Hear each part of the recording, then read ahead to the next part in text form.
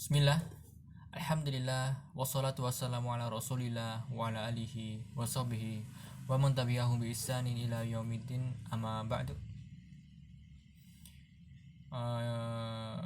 Insya Allah kita akan lanjutkan lagi pembacaan tafsir di software Quran Tadabbur miliknya Ustadz Firanda Dirja. Dan sekarang kita akan membaca surat Al-Ikhlas ayat ketiga sampai selesai. Baik, kita mulai. Lam yalid wa lam yulad. Dia tidak beranak dan tiada pula diperanakan. Ayat ini merupakan bantahan terhadap yang menyatakan bahwa Allah punya anak. An-Nasara menganggap Nabi Isa alaihissalam adalah putra Allah. Yahudi menganggap Uzair adalah putra Allah.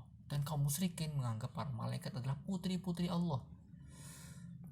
Subhanallah, seandainya Allah melahirkan, seniscaya akan timbul sekutu, akan ada Tuhan kedua, karena yang dilahirkan itu tentu akan mirip dengan yang melahirkan. Allah berfirman, Qul in kana lirahmani waladun fa ana awwalul abidin. Katakanlah, jika benar Tuhan yang maha pemurah punya anak, maka akulah Muhammad, orang yang mula-mula memuliakan anak itu. Az-Zukhruf ayat 81. Karena kalau Allah punya anak, tentu anak tersebut akan sama atau mirip dengan Allah yang sempurna dalam segala hal sehingga berhak untuk disembah pula. Demikian pula Allah juga tidak dilahirkan. Seandainya Allah itu dilahirkan, dia akan menuju kepada kematiannya, karena seluruh yang dilahirkan pasti akan menuju kepada kematian. Tafsir As-Sam'ani. Maha suci Allah akan tuduhan-tuduhan itu. Tapi bersama dengan itu Allah begitu penyabar walaupun ada yang menyakitinya. Orang Nasrani mengklaim Allah memiliki anak atau keturunan. Allah tidak menyetujui hal ini. Namun di balik itu Allah masih memberikan pada makhluknya rizki walau mereka menyakitinya. Allah maha kuat dan maha bersabar lebih dari makhluknya. Dalam sebuah hadis Nabi SAW bersabda, Mahadun asbaru ala adhan sami'ahu minallahi yadda'una lahul walad summa yu'afihim wa yarzuquhum. Tidak ada seorang pun yang lebih sabar terhadap gangguan yang ia dengar daripada Allah. Manusia menyatakan Allah memiliki anak. Akhirnya Allah maafkan dan masih memberi rezeki pada mereka. Sifat Rahman Allah ini. Hadis di atas didukung pula oleh hadis lain yang diriwayatkan oleh Bukhari dari Abu Hurairah radhiyallahu anhu dari Nabi SAW. Beliau bersabda bahwa Allah Ta'ala berfirman, yang artinya, manusia telah mencelaku dan tidak pantas baginya mencelaku, dan manusia mendustakanku dan tidak pantas baginya berbuat seperti itu. Celaan manusia padaku, yaitu aku dikatakan memiliki anak,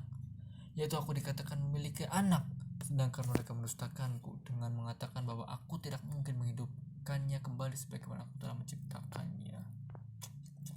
Oleh karena itu sungguh menakjubkan kelakuan sebagian orang-orang Islam yang dengan entengnya memberikan ucapan selamat Natal pada kaum Nasrani, padahal hari Natal adalah hari caci maki kepada Allah. Karena hari Natal adalah hari merayakan lahirnya Isa sebagai anak Allah, bukan lahirnya sebagai Nabi. Dan itu artinya mencaci Allah sebagaimana yang disebutkan dalam hadis di atas. Bagaimana seorang Muslim bisa ridho mengucapkan selamat hari Natal kepada orang-orang Nasrani yang sedang mencaci maki kepada Allah. Allah berfirman, wa qalu takhadar rahmanu walada laqad ji'tum syai'an idda takadu samawatu yatafattarna minhu wa tanshaqqul ardu wa takhirrul jibalu hadda an da'u ili rahmani walada wa ma yanbaghi lirrahmani ayattakhidha walada in kullu man fil samawati wal ardi ila ati rahmani abda. Dan mereka berkata, Tuhan yang pemurah mempunyai anak. Sungguhnya kamu telah mendatangkan sesuatu perkara yang sangat mungkar. Hampir-hampir langit pecah karena ucapan itu, dan bumi belah dan gunung-gunung runtuh karena mereka mendakwahkan Allah yang maha pemurah mempunyai anak. Dan tidak layak bagi Tuhan yang Maha Pemurah mengambil punya anak. Tidak ada seorang pun di langit dan di bumi kecuali akan datang kepada Tuhan yang Maha Pemurah selaku seorang hamba. Quran Surat Maryam ayat 88 sampai 93. Maka sungguh tidak pantas bagi seorang muslim untuk mengucapkan selamat Natal dalam bentuk apapun, apalagi menghadiri acara mereka, karena semuanya diharamkan. Kita sebagai umat Islam bertoleransi kepada mereka umat Nasrani yang menjalankan ibadah mereka, namun toleransi tidak mengkonsekuensikan ikut serta dalam peribadatan mereka. Justru toleransi itu menunjukkan ada penghormatan dengan tetap menunjukkan adanya perbedaan. Jika seseorang ikut serta dalam peribadatan mereka, maka itu menghilangkan hakikat toleransi. Nah, ayat terakhir ya, walam yakul lahu kufuwan ahad, dan tidak ada seorang pun yang setara dengan dia. Ayat terakhir ini adalah bentuk penegasan akan keagungan sifat-sifat Allah, bahwasanya apapun yang terbetik dalam benak kita bagaimana bentuk sifat Allah, maka semuanya pasti tidak benar, karena Allah lebih agung daripada itu semua. Allah berfirman, laisa kamitslihi syai'un wa huwas samiul basir. Tidak ada sesuatu pun yang serupa dengan dia, dan dialah Allah yang maha mendengar lagi maha melihat. Asy-Syura ayat 11. Makhluk baik manusia maupun hewan meskipun disifati dengan mendengar dan melihat, demikian juga Allah mendengar dan melihat. Akan tetapi pendengaran dan penglihatan Allah tidak sama dengan pendengaran dan penglihatan manusia. Penglihatan manusia sangat terbatas, tidak bisa melihat jin, malaikat, benda-benda yang sangat kecil seperti kuman, virus, dan mikroba lainnya. Lain halnya dengan penglihatan Allah yang tanpa batas.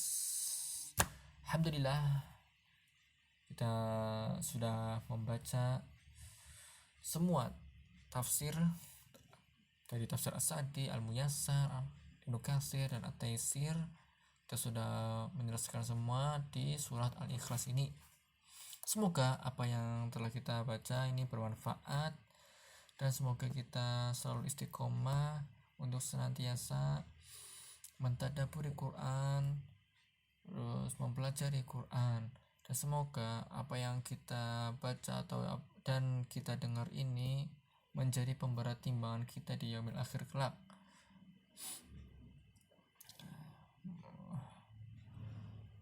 Saya akhiri, subhanakallahumma wa bihamdika asyhadu an la ilaha illa anta astaghfiruka wa atubu ilaik.